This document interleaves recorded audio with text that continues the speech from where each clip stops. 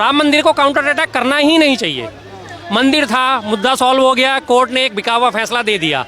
साफ कहता हूँ, आपके चैनल पे लोग पढ़ के मुझे गालियाँ भी बकेंगे, बिका हुआ फैसला, एक राज्यसभा की सीट पर बिका हुआ फैसला, लेकिन चलो मामला ख़त्म हुआ, छुट्टी हो गई, जैसा भी हुआ वो हुआ, ख़त्म हो गया। मंदिर बन रहा है, बहुत खुशी है, कोई दिक्कत नहीं बन रहा था, कोई दिक्कत नहीं थी, बन गया, खुशी हो गई, बात खत्म हो गई। मंदिर बन रहा है, मंदिर को मुद्दा बनाना ही नहीं चाहिए कि मंदिर बन रहा है, मंदिर का आप जितना विरोध करोगे ये उतने आपके ऊपर हावी होंगे। जो कोर वोटर है वो अभी भी वही 37% से 40% के बीच का है। आप उसे राम मंदिर भी दे दो, आप उसे काशी विश्वनाथ भी दे दो, आप उसे मथुरा वृंदावन भी दे दो, आप उसे दुनिया भर के सारे भारत में जितनी मस्जिदें सब ढा के उसके सारी जगह मंदिर बना के दे दो, तो भी वो 37 से 40% कोर वोटर जो है वो ऊपर नहीं उठेगा। ज्ञानवापी मैंने बोल दिया, वाराणसी है वो, हाँ, तो भी वो 40% ही रहेगा। अब के इलेक्शन में भी आपने देखा है, एक मध्य प्रदेश को अगर छोड़ दिया जाए तो 39-41-42 यही परसेंटेज रही है बीजेपी की, और पिछले चुनावों में भी 37% थे। मात्र 1 से 2% का फर्क आ रहा है।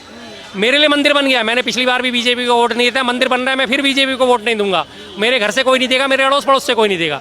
मंदिर की खुशी सबको है, जिस दिन प्राण प्रतिष्ठा होगी हम अपने घर में दीपक भी जलाएंगे, पर वोट फिर भी नहीं जाएगा बीजेपी को, सीधी सी बात है। बचे हुए 60% को है विपक्ष, उसको इकट्ठा कर ले तो उसकी बेड़ा पार हो जाएगा। ये 40% को आप भूल जाओ कि ये हमारे पाले में अब आने वाले हैं।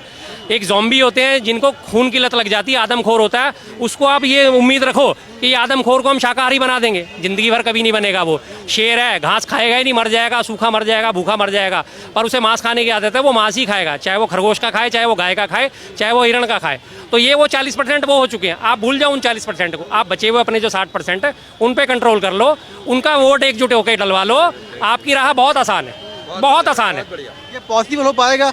पॉसिबल करना पड़ेगा अभी नहीं सर, करना पड़ेगा। एक दूसरे से आप सामंजस्य रखो, अपना एक दूसरे की विश्वास रखो। अगर आपको ये देखना है कि अदरवाइज इस 24 के चुनाव के बाद आप 29 का चुनाव लड़ने लायक पूरे देश में कहीं भी नहीं होंगे, सीधी सी बात है। CGI को इन्होंने कंट्रोल कर लिया, इलेक्शन कमीशन को इन्होंने कंट्रोल कर लिया, इलेक्शन कमीशन का भी अध्यादेश पास कराया।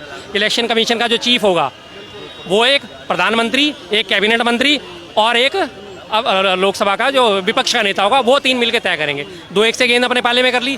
पहले तीसरी गेंद न्यूट्रल होती थी CGI, उनको इन्होंने बाहर कर दिया, ठीक है जी, इन्होंने अपने गेंद पाले में कर ली। तीसरी चीज़, जितने भी जो चुनाव आयुक्त हैं सबको सुप्रीम कोर्ट के जजों का दर्जा दे दिया गया है कि अगर आज उनके फैसले गलत भी साबित होते हैं उनके ऊपर कोई मुकदमा नहीं चलेगा, इन फ्यूचर वो पूरी तरह सेफ है।